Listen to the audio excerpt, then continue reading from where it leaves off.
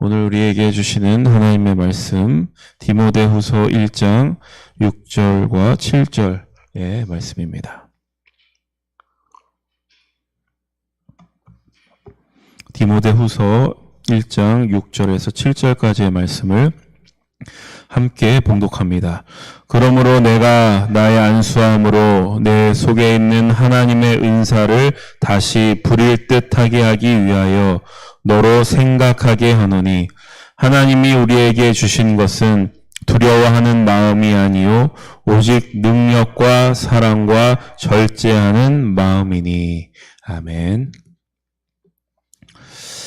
우리가 이 디모데후서 말씀을 잘 이해하기 위해서는 지금 이 사도 바울이 편지를 쓰고 있는 상황에 대해서 한번 잘 생각해 보셔야 합니다. 제가 어제 그 영상에서 이 생각이라는 단어가 계속 반복이 되고 있다. 그리고 이 생각이라는 단어의 뜻은 뭐냐면 기억하는 것, 회상하는 것이다. 이런 말씀을 드렸습니다. 바울은 지금 로마의 감옥에 갇혀 있습니다. 몸은 사슬에 속박이 되어 있고 또 죽음을 앞둔 상태입니다. 이런 상황 속에서 바울은 디모데를 생각하며 지금 편지를 쓰고 있습니다. 그런데 이 편지가 단순히 디모데만을 생각하는 편지였다면 아마 성경에 수록되지는 않았을 것입니다. 디모데후서가 성경에 수록이 된 것은 바울이 디모데를 생각하며 나를 만나주시고 나를 통해 일하셨던 그 하나님을 회상하고 더 나아가서 디모데를 통해서 일하실 하나님에 대해서도 기대하고 있기 때문에 그렇습니다. 바울은 디모데를 통해서 마치 죽음을 앞두고 있는 아버지가 아들을 바라보듯이 자신의 지난 인생을 반추해보고 있는 것입니다. 자기가 그랬듯이 치열한 고민과 또 고난을 통과해야 될 그 디모데에게 지금 용기를 북돋아주고 있는 것입니다. 우리가 오늘 본문을 이해하기 위해서 디모데에 대해서 조금 더 우리가 알 필요가 있습니다. 디모데 전서에서 우리는 그 에베소 교회의 그 문제를 해결하기에는 그 디모데의 나이가 연소했다, 어렸다라는 점을 확인했습니다. 디모데 후서에서도 디모데에 대해서 알 수 있는 정보들이 있는데 어제 본문에서 우리가 볼 수 있습니다. 1장 3절에 보시면 말미에 어떻게 되어 있냐면 조상적부터 섬겨오는 하나님께 감사하고 이렇게 되어 있고, 또 5절 하반절에 보시면 이 믿음은 먼저 내 외조모 로이스와 내 어머니 유니게 속에 있더니 내 속에 있는 줄을 확신하노라, 이렇게 되어 있습니다. 그러니까 디모데는 조상 대대로 하나님을 섬기는 이른바 우리가 말하는 모태신앙이라는 점을 알 수 있고, 그 디모데의 믿음이 외할머니인 로이스와 어머니인 유니게를 통해 이어져 내려온 믿음이다라는 것을 알 수 있습니다. 참고적으로 사도행전에 보시면 이 디모데의 집안에 대해서 좀 더 구체적으로 묘사가 되어 있는데 한번 찾아보겠습니다. 사도행전 16장으로 한번 가보겠습니다. 사도행전 16장 1절에서 5절까지 사도행전 16장.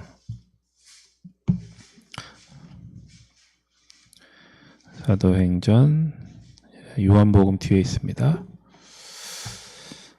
16장 1절에서 5절까지 함께 보겠습니다. 시작. 바울이 더베와 루스드라에도 이르매 거기 디모데라 하는 제자가 있으니 그 어머니는 믿는 유대 여자요 아버지는 헬라인이라. 디모데는 루스드라와 이고니온에 있는 형제들에게 칭찬받는 자니 바울이 그를 데리고 떠나고자 할새 그 지역에 있는 유대인으로 말미암아 그를 데려다가 할례를 행하니 이는 그 사람들이 그의 아버지는 헬라인인 줄 다 알미러라. 여러 성으로 다려갈 때에 예루살렘에 있는 사도와 장로들이 작정한 규례를 그들에게 주어 지키게 하니 이에 여러 교회가 믿음이 더 굳건해지고 수가 날마다 늘어가니라. 아멘. 우리가 읽은 이 에피소드는 바울이 어린 디모데를 자신의 동역자로 부르는 장면이기도 하면서 디모데를 통해서 무슨 일이 벌어졌는지를 보여주고 있는 장면입니다. 디모데는 쉽게 말하면 요즘 말로 다문화 가정에서 태어난 혼혈인이었습니다.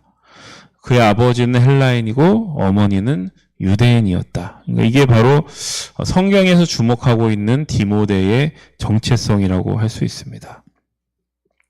여기 보면은 디모데가 칭찬받는 사람이었다라고 되어 있는데, 그래서 이 헬라파 그리스도인들 중에 당시에는 헬라적인 전통을 갖고 있는 사람과 유대적 전통을 가지고 있는 사람들이 나누어져 있었는데, 헬라파 그리스도인들에게 칭찬받았다는 점을 들어서 이렇게 사람들에게 칭찬받는 사람이 되어야 한다. 이런 식으로 마치 디모데가 바울의 선택을 받은 게 그가 사람들에게 칭찬받는 사람이었기 때문이다. 이렇게 말하시는 분들이 있는데, 사실 이제 제가 성경을 볼 때는 그게 틀린 설명은 아니지만 조금 부족하다, 조금 모자르다라는 생각이 듭니다. 왜냐하면 바울이 디모데를 동역자로 선택한 것이 단순히 그가 사람들에게 칭찬받는 사람이었기 때문이 아니라 그의 존재 자체가, 어떻게 보면 그의 태생 자체가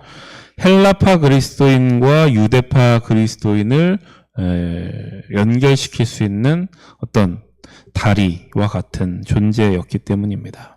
그러니까 이미 디모데는 헬라파 그리스도인들에게는 인정을 받는, 칭찬을 받는 사람이었고, 이제 바울은 그를 데려다가 할례를 받게 하죠. 할례라는 건 유대 전통에서 굉장히 중요한 것입니다.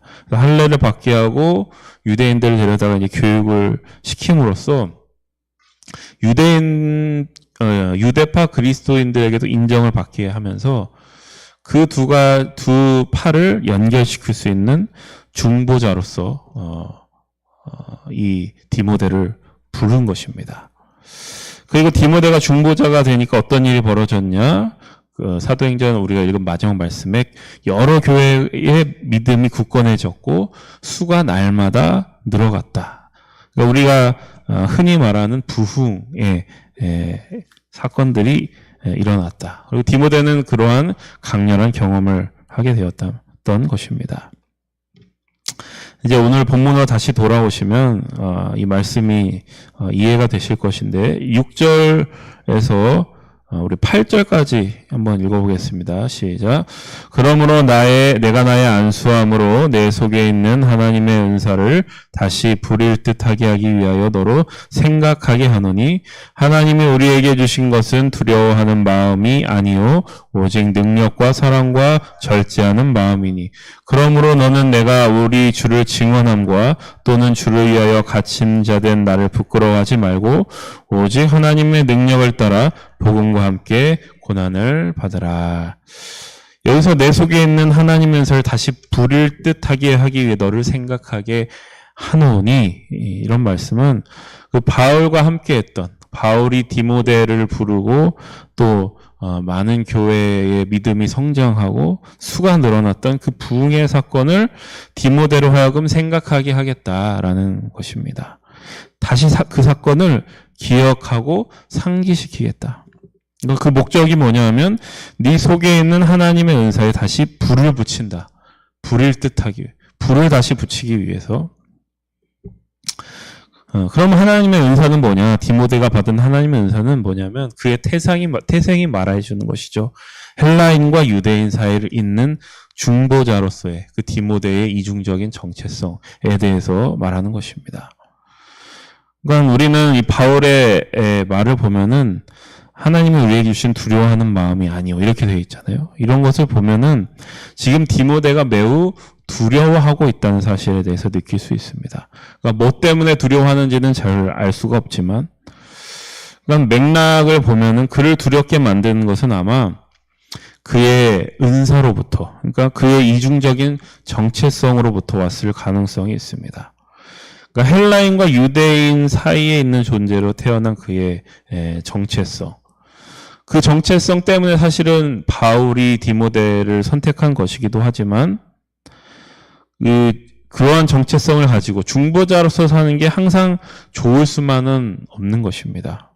그러니까 중보자라는 것은 뭐냐면 여기에 속하기도 하고 저기에 속하기도 하는 것이지만 동시에 여기에도 속할 수 없고 저기에도 속할 수 없는 게 이제 운명입니다. 그래서 늘 외로운 마음을 가지고 있었을 겁니다. 그러니까 사실은 우리가 기독교 신앙을 가지고 산다는 것은 어떤 면에서는 이러한 정체성, 어쩌면 어정쩡하죠. 세상과 하나님 사이에서 어정쩡하고 좀 엉거주춤할 때도 있고 외로울 때도 있는 것입니다. 그런데 우리에게 힘이 되는 것은 뭐냐면 예수님도 하나님과 인간 사이의 중보자로서 살아가셨다. 그런 인생을 살아가셨다. 성경에 많은 인물들이 사실은 그런 길을 갔습니다. 모세도 애굽에서 태어나 자랐지만 자신의 뿌리인 이스라엘 사이에서 애굽과 이스라엘 사이의 중보자로서 갈팡질팡하며 살았고, 바울 역시 유대인으로서 교회를 핍박하고 박해하는 자에서 이방인을 위한 사도로 부름을 받으면서 그 사이에서 살아갔습니다. 우리도 마찬가지로 세상과 하나님 나라 사이에서 중보하는 존재로 우리가 부름을 받았다라는 사실을 우리가 기억해야 될 것입니다. 그러니까 우리에게 위로가 되는 것은 우리가 가는 길이 우리만 가는 길이 아니라 믿음의 선진들이 이미 그 길을 걸어왔고 그 길을 통과했고 역사를 통해서 세대와 세대를 넘어가면서 그 믿음의 길은 계속 이어져 왔고 앞으로도 이어질 것이다 라고 하는 점입니다. 여러분, 하나님이 오늘도 여러분을 이러한 중보자로 부르고 계시다는 사실을 기억하시기 바랍니다. 중보자로 살아간다는 것은 영광스러운 일이고 동시에 외롭고 만만치 않은 길이기도 합니다. 그러나 오늘 바울의 음성을 우리가 들으며 두려워하지 말라라는 말씀을 들으시고, 왜냐하면 하나님은 우리의 그런 갈팡질팡함, 어정쩡함, 그리고 우리의 고난 속에서도 얼마든지 일하시는 분이시다. 바울은 스데반을 죽였죠. 하나님의 선교에 가장 앞장섰던 스데반을 죽인 그 바울이었지만 하나님은 그 바울을 통해서 하나님의 일들을 해 나가셨습니다. 그러니까 우리의 지금의 잘못과 실수와 좌절과 갈등과 그 많은 어려움들을 통해서 하나님은 얼마든지 일하실 수 있다. 이게 바로 우리의 소망이 되는 것이고, 바울이 하나님의 능력을 따라 복음과 함께 고난을 받으라라고 담대하게 권면하고 있는 이유이기도 합니다. 오늘 이 말씀이 여러분들에게 위로와 소망과 용기가 되기를 주님의 이름으로 축복합니다. 기도하겠습니다. 하나님 아버지, 우리를 중보자로 불러주시니 감사합니다. 그 영광스러운 책임을 맡겨주셨습니다. 오늘도 그 부르심을 따라서 순종하겠습니다. 그게 쉽지 않지만, 외로운 길이기도 하지만 하나님이 먼저 걸으셨고 우리 믿음의 선진들이 먼저 걸었습니다. 그것을 기억하며 그들을 바라보며 우리도 그 길을 따라가겠습니다. 성령님께서 인도하여 주시옵소서. 예수님의 이름으로 기도드립니다. 아멘. 함께 합심해서 기도하겠습니다. 성령의 능력으로 하나님 나라를 증언하고 살아내게 하소서. 하나님의 말씀이 기준이 되게 하소서. 질병, 전쟁, 자연재해, 가난, 억압으로 고통당하는 사람들을 치유하여 주소서. 거룩한 습관을 형성하여 균형 있는 성장을 이루게 하소서. 다음 세대에게 하나님 나라 복음을 전수하게 하소서. 창조 질서 회복을 위해 힘쓰게 하소서. 이 기도 제목 가지고 합심하여 기도하겠습니다.